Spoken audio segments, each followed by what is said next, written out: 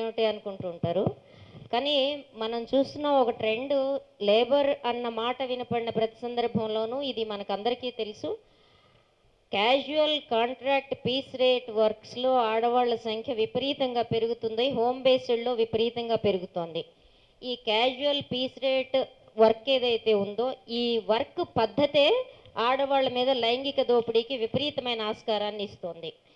దీనికి సంబంధించిన రక్షణ వ్యవస్థలు ఏర్పాటు చేయడం ఎందుకు కష్టంగా మారుతోంది అంటే, వీళ్ళు చాలా ఐసోలేటెడ్ ఎన్విరాన్మెంట్లో పనిచేస్తూ ఉంటారు.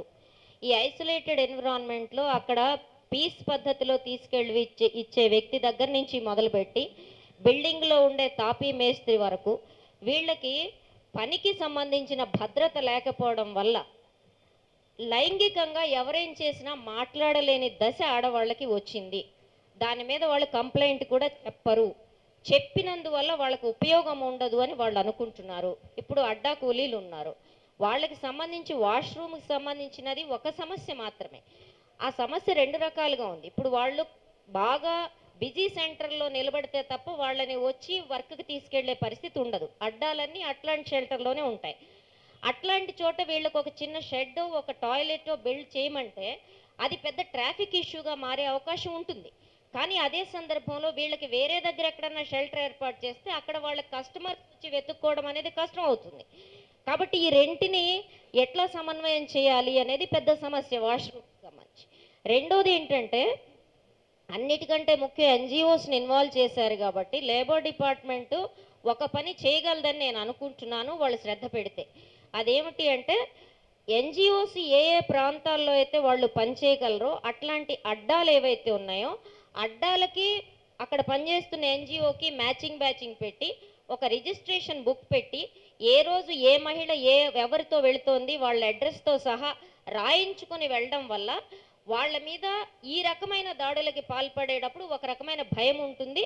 వీళ్ళు ఆ అమ్మాయికి సంబంధించిన ఆచూకీ తెలిసి చెప్పడానికి కూడా వీలు ఉంటుంది. అట్లా కానప్పుడు ఏమవుతుంది, వాళ్ళు పిలుస్తారు, వీళ్ళు వెళ్ళిపోతారు, ఎవరితో వెళ్ళారో ఎక్కడికి వెళ్ళారో ఏం జరిగిందో ఎవరికీ తెలియదు. ఇది ఈజీ ట్రాక్ సిస్టమ్ కింద పనిచేయడానికి ఒక రిజిస్ట్రేషన్ కనుక ప్రతి అడ్డాలో మెయింటైన్ చేస్తే బాగుంటుంది. రెండోది, ఈ అడ్డాలన్నింటిలో భవన నిర్మాణ కార్మికులు కావచ్చు, అనార్గనైజ్డ్ సెక్టర్ కావచ్చు, పెద్ద సమస్య వాళ్ళకి సంబంధించిన జీవోస్ అమలు కాకపోవడానికి లేబర్ డిపార్ట్మెంట్లో ఎవరిని అప్రోచ్ అవ్వాలి, వాళ్ళ దగ్గర నుంచి వాళ్ళ కార్డ్స్ ఎట్లా తీసుకోవాలి అనేది వాళ్ళకి తెలియదు. ఈ కార్డు ఉండడం చాలా అవసరం, చాలా ఉపయోగం వాళ్ళకి.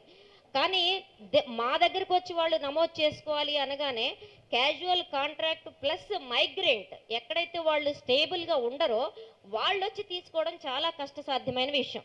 దానికి సంబంధించిన సర్టిఫికేట్స్ ప్రొడ్యూస్ చేయడం ప్రొసీజర్లో కూడా చాలా మార్పులు తీసుకొచ్చి దాన్ని ఈజీ చేసి వాళ్ళ దగ్గర నమోదు చేసుకోవటం, ముఖ్యంగా మహిళలు నమోదు చేసుకోవడం అనేది చాలా అవసరం. దానికి ఎన్జిఓతో మ్యాచింగ్ చేసే పని చేస్తే ఉపయోగం ఉంటుంది. అది కొంతవరకు అరికట్టగలం. రెండోది, క్యాజువల్ పీస్ రేట్ వర్క్ ఏదైతే జరుగుతుందో, హోమ్ బేస్డ్ వర్క్ ఏదైతే జరుగుతుందో, దీంట్లో ఎవరెవరైతే చేయిస్తున్నారో వాళ్ళందరికీ సంబంధించిన రిజిస్టర్స్ మెయింటైన్ చేయడంతో పాటు, అంటే పూర్తి వివరాలు వాళ్ళు ఇస్తారని నేను అత్యాశగా మాట్లాడిన కానీ కొంతవరకైనా వివరాలు సేకరించి వాళ్ళకి సంబంధించిన వర్క్ డీటెయిల్స్ని, ఎంప్లాయ్మెంట్ డీటెయిల్స్ని తీసుకోవడం చాలా అవసరం. వీళ్ళందరికీ సంబంధించి సెన్సిటైజేషన్ చెప్పారు. అది చెప్పే ముందు నేను ఒక విషయం మాత్రం చెప్తాను. రెండు కీలకమైన అంశాలు ఉన్నాయి. ఒకటి, లేబర్ డిపార్ట్మెంట్లో జెండర్ సెన్సిటివిటీకి సంబంధించి మీరు ప్రోగ్రామ్ ఇమ్మీడియట్గా టాప్ టు బాటమ్ చేయాల్సిన అవసరం ఉంది. అది మీరు ఇమ్మీడియట్గా చేయాల్సిన మొదటి పని. రెండో పని, మేజర్ ట్రేడ్ యూనియన్స్ ఉన్నాయి. ఇప్పుడే మిత్రులు మాట్లాడారు, ఏఐటియుసి నుంచి ఐఎన్టీయూసి నుంచి మాట్లాడారు, సిఐటియు పెద్దలు కూడా ఉన్నారు. ట్రేడ్ యూనియన్స్ కానీ లేబర్ డిపార్ట్మెంట్ కానీ మీరు ఇందాక అడ్మిట్ చేశారు, చాలా సంతోషమేమో అని, రిసైడ్ చేయాల్సిన అవసరం లేకుండా పోయింది. వీళ్ళందరిలో కూడా ఈ రకమైన ఆడవాళ్ళకి సంబంధించిన చిన్న అంశాలని, వాష్రూమ్ లాంటి అంశాలని పట్టించుకోవాలి అనే ధోరణి, వాళ్ళకి సంబంధించిన అంశాల మీద వర్క్ చేయాలనేది ట్రేడ్ యూనియన్లు ఇప్పుడిప్పుడు రియలైజ్ అవుతున్నాయి. కానీ వాళ్ళ నాయకత్వ స్థాయిల్లో కూడా మహిళల సంఖ్య చాలా తక్కువగా ఉంది. ప్లీజ్ మీరు ఏమన్నా భావించండి, మీకు లేబర్ మీద ఉన్నంత ప్రేమ, శ్రమ దోపిడీ గురించి మాట్లాడినంత ఆడవాళ్ళ శ్రమ దోపిడీ గురించి మీరు కూడా మాట్లాడడం లేదు. అది మాట్లాడాల్సిన అవసరం ఉంది. ట్రేడ్ యూనియన్స్కి సంబంధించిన గవర్నింగ్ బాడీస్లో, మేనేజ్మెంట్స్లో వాళ్ళు ఎంతవరకు ఉన్నారు అనే విషయం వాళ్ళు సొంతంగా రియలైజ్ అయ్యి సెల్ఫ్ ఇంపోజ్డ్ రూల్స్తో మీ నాయకత్వంలో మహిళలను తీసురండి. You will be sensitized automatically.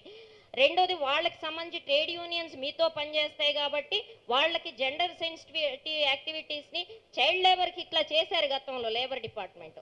ఇప్పుడు కూడా ఆ పని ట్రేడ్ యూనియన్స్లో with in themselves sensitivity activities take up చేసే విధంగా మీరు వాళ్ళకి గైడ్ లైన్స్ ఇవ్వడం అవసరం. తర్వాత చట్టాలకి సంబంధించిన అవేర్నెస్ అంతా అవసరమని నేను అంటలేదు. హెల్ప్ లైన్ మెయింటెనెన్స్తో పాటు లేబర్ లాస్లో ఈ మధ్య కొన్ని అమెండ్మెంట్స్ జరిగాయి సెంట్రల్లో. ఉదాహరణకి స్మాల్ అండ్ మీడియం ఇండస్ట్రీస్కి సంబంధించినంత వరకు నైట్ వర్క్ చేయొచ్చు, 40 బిలో వరకు పెంచారు.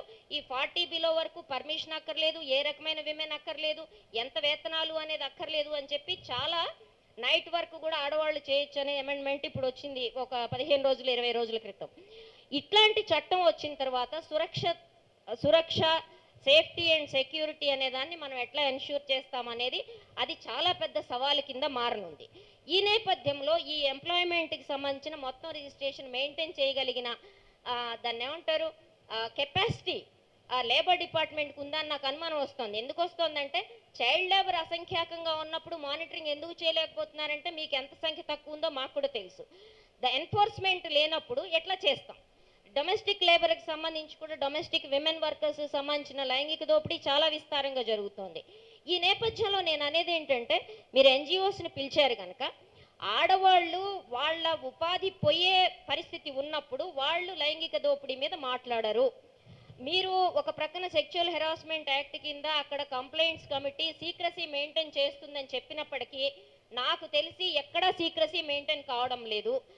ఈ నేపథ్యంలో కొన్ని సీక్రసీ మెయింటైన్ కానప్పుడు దానికి ఎట్లా ఎన్ష్యూర్ చేయాలి అనే అంశంలో నేనేమనుకుంటున్నానంటే, ఎవరైతే బాధిత మహిళ ఉందో ఆమె కాకుండా అది దృష్టికి వచ్చిన నాలాంటి వాళ్ళు ఎవరైనా కానీ కంప్లైంట్ చేస్తే ఫలానా చోట ఫలానా ఆవిడ మీద ఇలా జరుగుతోంది నేను కంప్లైంట్ చేస్తున్నాను అని చెప్తే, మీరు కొన్ని రికగ్నైజ్డ్ ఎన్జిఓస్ ఏవైతే ఉన్నాయో వాళ్ళ అబ్జర్వేషన్లో వచ్చినా ఇంకెవరు కంప్లైంట్ ఇచ్చినా if they stand by the complaint దాని మీద నిష్పక్షపాతమైన ఎంక్వైరీ జరిపిస్తాము అనే ఒక చిన్న సూత్రాన్ని కనుక మీరు పెట్టగలిగితే మీకు కుప్పలు తెప్పలుగా కంప్లైంట్స్ రావడానికి, దాని నుంచి బయటపడడానికి అవకాశం ఉంటుంది.